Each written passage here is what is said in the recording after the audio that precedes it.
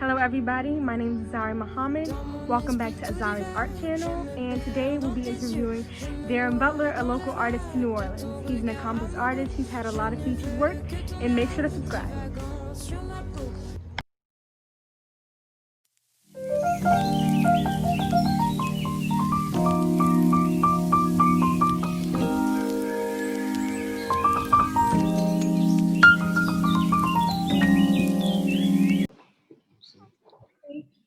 What's up, cuz?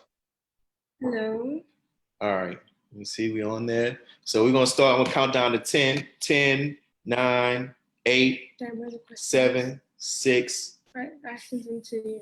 You're gonna, I told you. Okay, I got it. 5, 4, 3, 2, 1. So go ahead. Hello. So today I'll be interviewing a local artist, Darrin Butler. You don't have to say that. Yeah. Okay. You welcome to the welcome and thank you for coming. Actually, thank you for coming. And It's all good. So I just want to jump right into it. Yeah. Okay. They're just some questions, and they're just simple. So basically, what inspires you to do your artwork? Like, I know you've been doing it for a long time, and I know that you want to try something new every once in a while. So what inspires you? Well, I guess, trying to be creative, to try to do a lot of things, thinking outside of the box. And I guess I get bored sometimes, so I just try to do more than one thing, and try not try to stay with the same thing, like the same medium, put it like that, So I guess what inspires me right now is you get complacent sometimes, and then you want to do some things that really inspire you to do something creative, like painting on wood, staining colors into the wood, stuff like that. So I guess you got to try to be current, and try some new things. That brings me to my next question. What's your favorite art medium? Yeah. Well, that's a hard one. I mean, I work with so many different things, but I will definitely say my number one art medium to work on is birch plywood, is wood. And I love why your favorite? wood. Well, go ahead. Why is my favorite? Go ahead. Yeah, how did you fall in love with it? Yeah. Well, when I was a kid, I used to paint on canvas and stuff like that, and I used to draw a lot. And I guess when it's almost started, almost like a dare, like painting on wood. For number one, it's not saying it's cheap, but it's plentiful as that goes. And but you got to have equipment to be able to cut the wood, stuff like that. But also, I like the beauty of the wood grain of the wood. I like to try to make the wood grain come through in my pieces. That's what I love to do. So also the fact that it's a natural piece of wood, it's natural, but it also is hard in the sense where a lot of artists don't use it. They usually paint on wood because it's an easy medium to get. It's plentiful, and it saves you money for having to stretch a canvas out. So a lot of artists will paint on the wood, prime it, white first, and then they draw on the wood. Whereas me, I don't do that. I use the natural of the wood, where I stain the colors into the wood. I don't use any paintbrushes, where you can actually see the wood grain come through it. So it's a very hard thing to do, but also a lot of artists will not attempt to do it. So for me, that made me fall in love with wood, because I wanted to stain the colors. I want the wood to be the subject also, not just using it as a canvas. I wanted to see, if you're gonna paint on wood, for me, I wanted to show the natural beauty of the wood also by highlighting the wood accents and also staining the colors into the woods. That's why I love painting on wood. Okay. So just to be clear, you like it because it you want to accentuate the wood in your artwork versus other people. Okay. Exactly. Great. What do you hope to achieve through your artwork? A message your message. Oh, Do you that's have? a deep one. Mm-hmm. Well, I guess through my artwork, I could tell you what. Put it like this: I like to paint on wood. Black people, put it like that. No, I just think that, the natural color of the wood for is Okay. painting an African American person. It just highlights the essential faces for his black, brown, and beige, the color of African American skin. So our natural skin color really tones, really goes good on wood. So I try to achieve that a lot for us when I do paint on wood.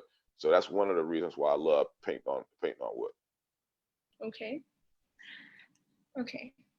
Final question. What is the advice that you would give to a younger artist or rising artist?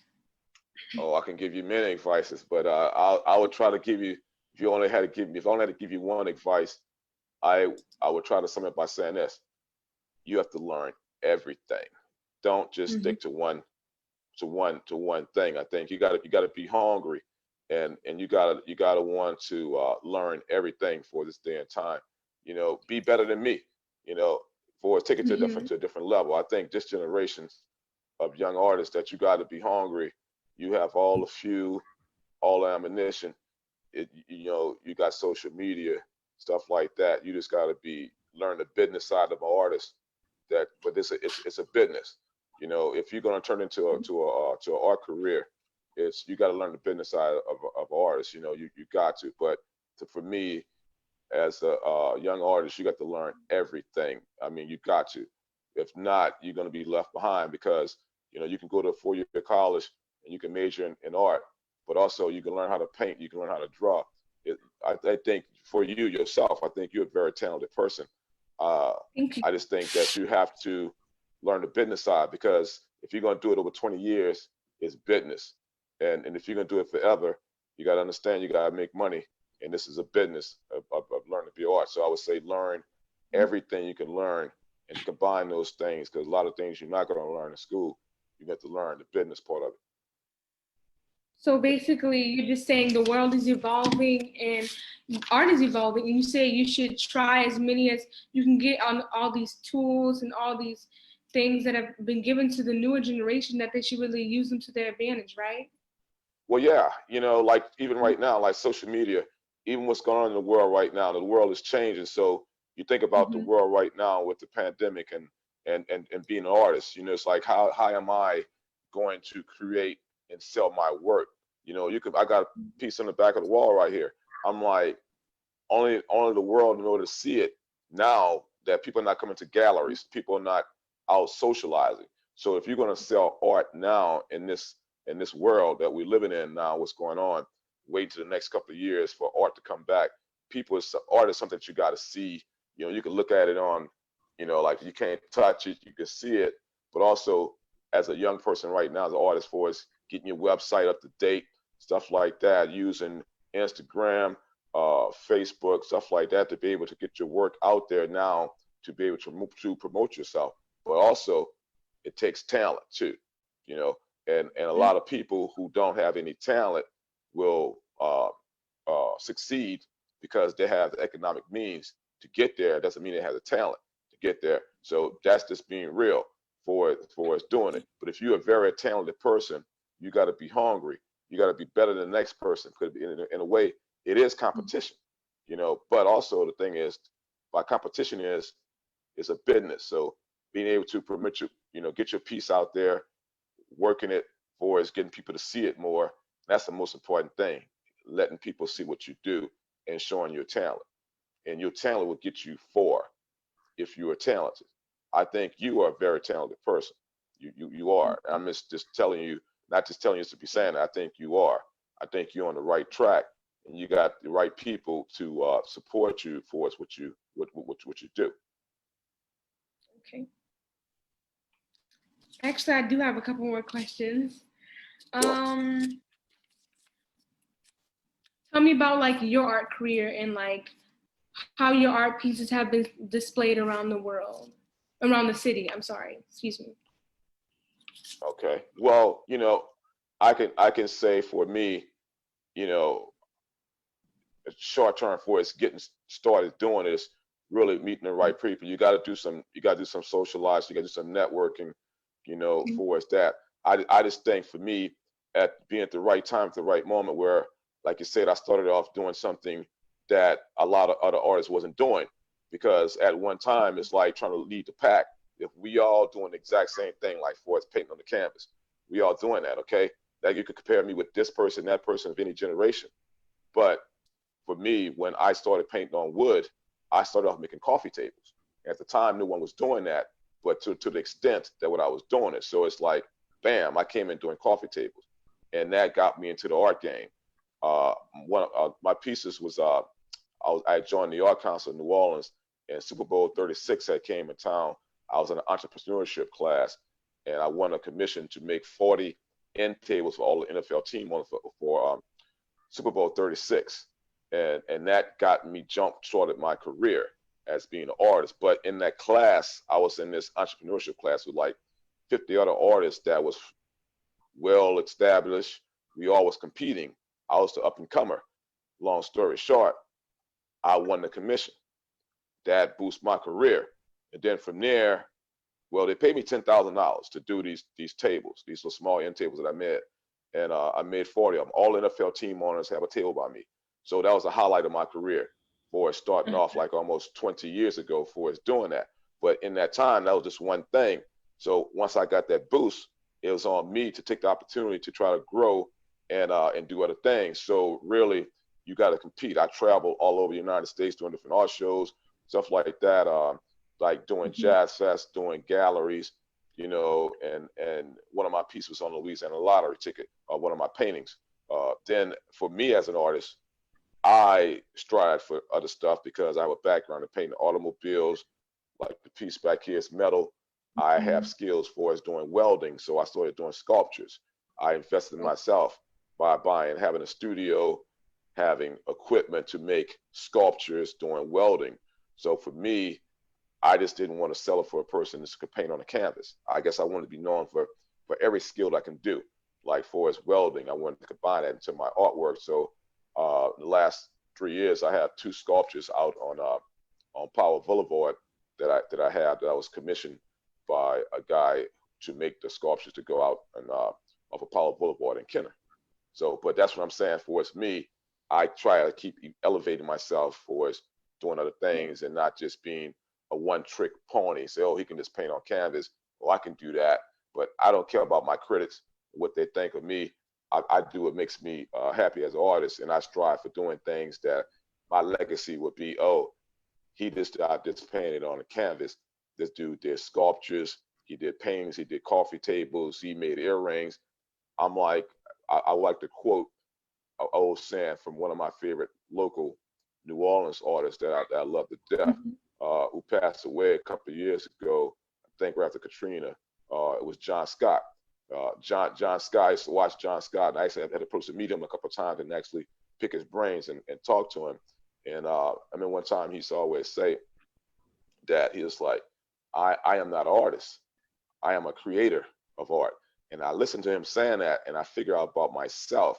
I'm like, well, maybe that's who I am. What is it to be an artist? I create stuff. I make stuff with my hand. I think that what artists do, we create things.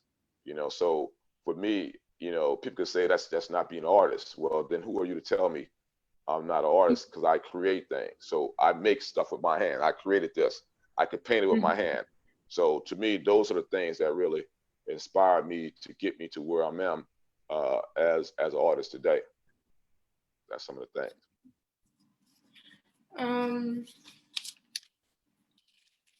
Who are your own favorite artists, like your personal artists?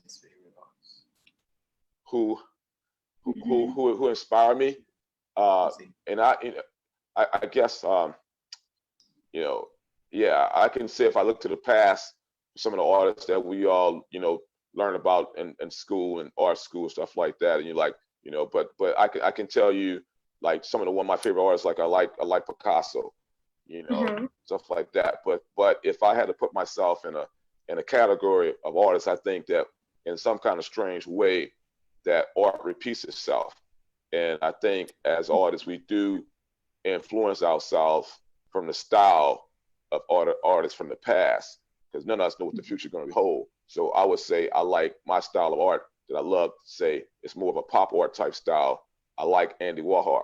That's one of my favorite artists that I like. I think I like from what he did in the modern time, where he got to a point in his life where he didn't want to paint on canvas anymore, and he started doing the camera soup can, where he took technology as from using silk screening during that time, during I think it's during the 60s and stuff like that, 60s and that he did 60s and the 70s, where he started using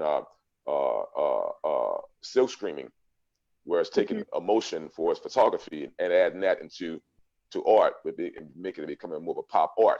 Whereas for me, what I do is a piece of background similar, where I'm taking automobile paint using technology as using a laser or a CNC laser cutter to cut out metal and make it look 3D, stuff like that. So to me, I like that part of being creative by using my hands. So I would say I like Andy Warhol.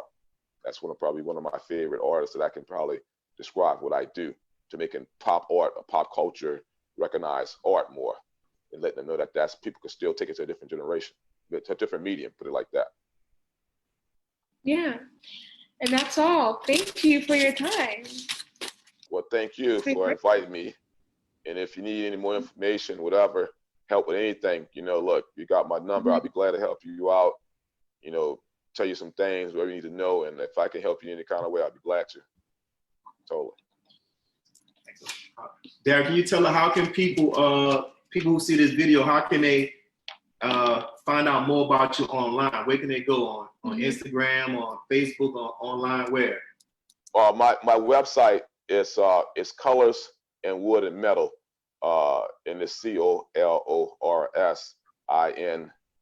Wood, WOOD, and the word metal, and MELAT. Being crazy now, dyslexia. But anyway, it's Colors and Wood and Metal, and it's an S on the word colors. And on Facebook, it's Darrin Butler.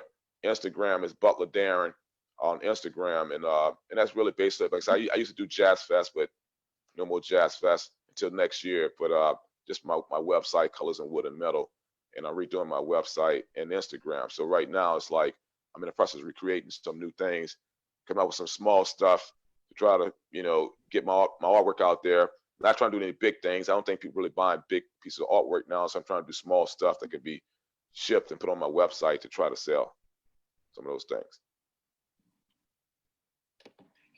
Thank you. Fine. Thank you. I'm sorry. Thank you so much. All right, D. That's going to be it. We're going to upload and I'll send it to you. You're about to start working on it now. Okay. All right. Peace out. Thank you. All right, cuz. All right.